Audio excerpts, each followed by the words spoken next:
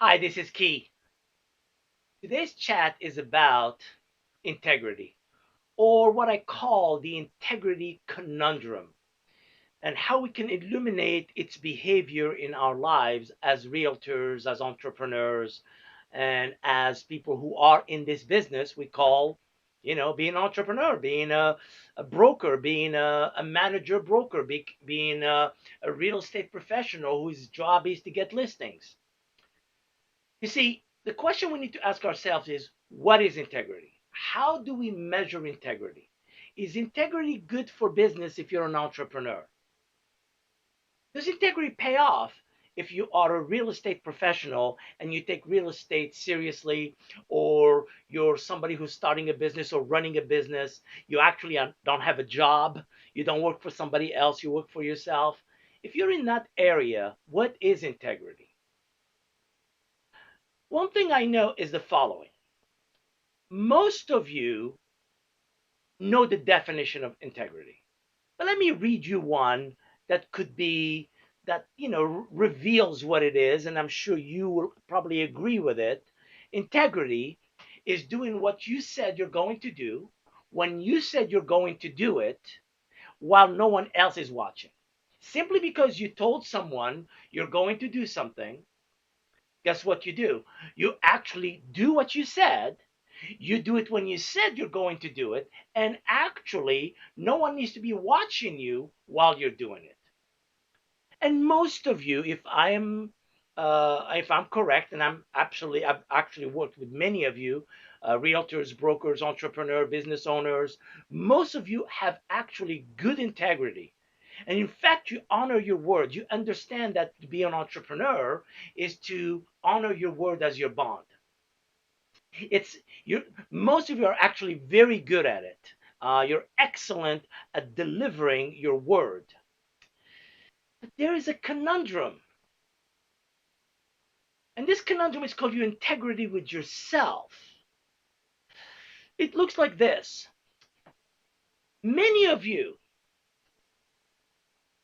will tend not to interact with your word, the one you give to yourself, in the same fashion as the word you give to others.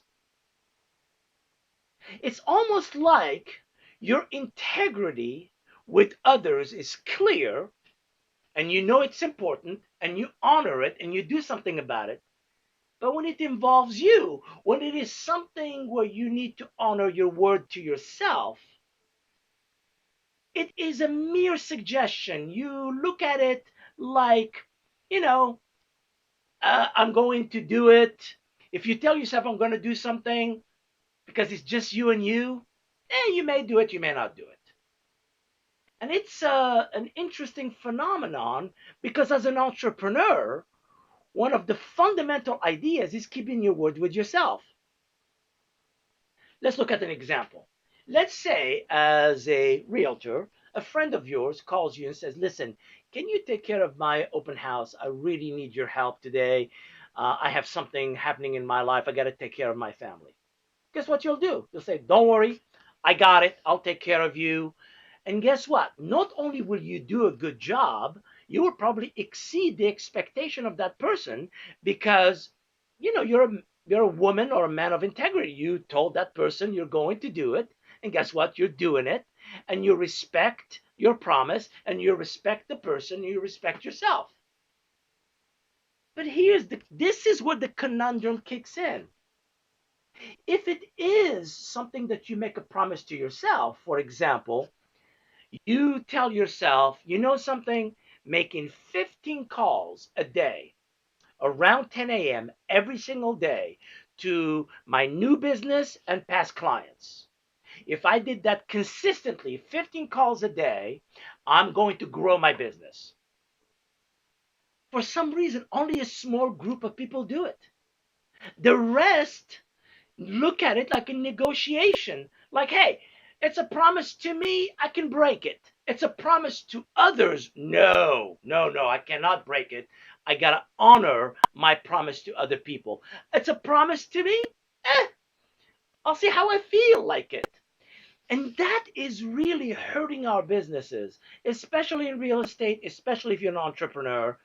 Um, if you're an employee and you have a paycheck, as long as you keep your promise with your employer, you're fine. Whether you work out or not doesn't matter. Whether it doesn't matter that there is a sense that in as a job you can actually just do what you're supposed to do, and that's it. But here's the conundrum. Again, if you're a realtor, if you're running a brokerage, if you're an entrepreneur, well, you are the boss. And then means the person inside of you who is doing the work, the employee, which is also you, well, has to listen to you. You can't let her or him get away with it. You got to say, wait a second, you promised me 15 phone calls. Let's do it. You promised me an open house a week. Let's do it. Let's not wake up on Saturday and say, well, you know something, I don't feel like it. I could do it next week. That is what actually ruins the businesses of good intentioned realtors, good intentioned entrepreneurs, having the idea and not acting on it.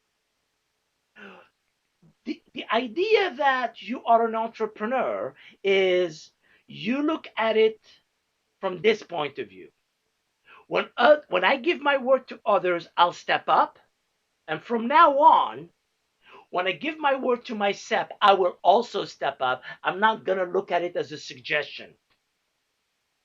It is high time we honor our word with others as much as we honor our words with ourselves.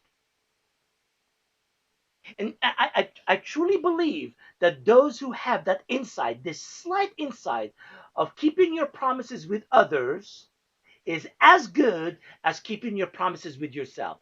That shift, that understanding, will turn your business around. Let's look at it from a different point of view. All of the shortcomings, all of the failures, all of the challenges you face may be simply because you have broken promises with yourself. And to heal your business is to start keeping your word with yourself. Make a list of promises to yourself, look at them carefully, make sure they are authentic, and then do them. If you say you're going to do 10 calls a day, let's go. Let's do the 10 calls. Is it hard? Okay, it's hard. Is it going to suck? Okay, it's going to suck. But do it anyway because you promised you're going to do it. Good talking to you, my friends. I hope I see you around. Take care.